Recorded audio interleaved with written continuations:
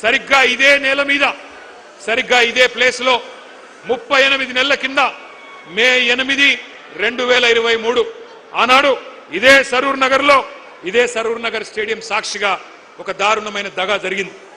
దగాబడ్డది ఎవరు? తెలంగాణ యువత. దగా కోరులు ఎవరు? కాంగ్రెస్.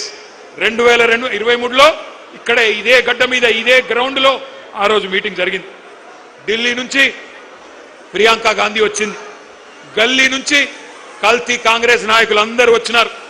హైకమాండ్ నుంచి గాంధీలు, గాంధీ భవన్ లో దూరిన గాడ్సేలు అందరూ కలిసి ఒక మాయా మస్తీంద్ర కార్యక్రమం చేసి బురిడి పత్రం ఒకటి రిలీజ్ చేసినారు. దాని పేరు యూత్ డిక్లరేషన్ అని పెట్టినారు. 60 ఏళ్లు తెలంగాణ గడ్డ మీద నెత్తురు పారించిన దుర్మార్గమైన పార్టీ కాంగ్రెస్ ఆ రోజు వాగ్దానాల వరద పారించింది.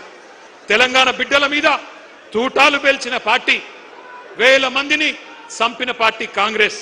ఆ రోజు యూత్ డిక్లరేషన్ అని పెట్టి ఏం చెప్పిందో ఒక్కసారి ఆ స్క్రీన్ మీద, మీ పక్కన పెట్టిన స్క్రీన్ల మీద మీరు చూడాలని చెప్పి నేను కోరుతా ఉన్నా.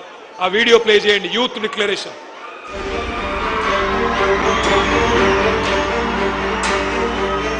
We have released a detailed job calendar for 2 lakh government jobs in the first year of our government. 2 lakh सरकारी पद जो आज खाली पड़े हैं, इनको 1 साल के अंदर हम भरना चाहते हैं और इसका पूरा प्रयास करेंगे।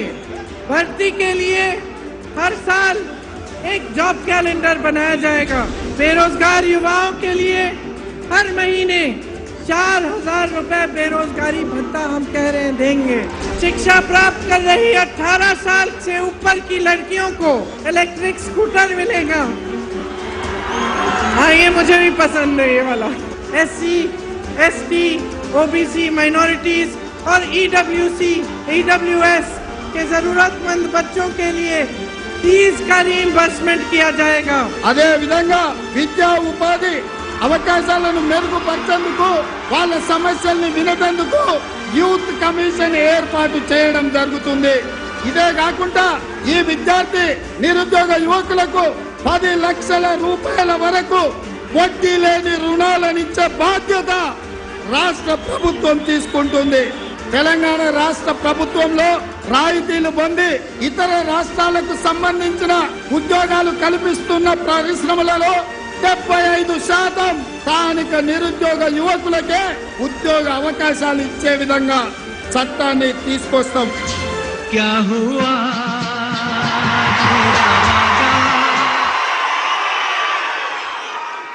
పాత కేటుగాళ్ళు కొత్త డూప్లికేట్ గాళ్ళు ఇద్దరు కలిసి తెలంగాణ యువత మీద నకిలీ ప్రేమలు నటిస్తూ విసిరిన వల పేరే యూత్ డిక్లరేషన్.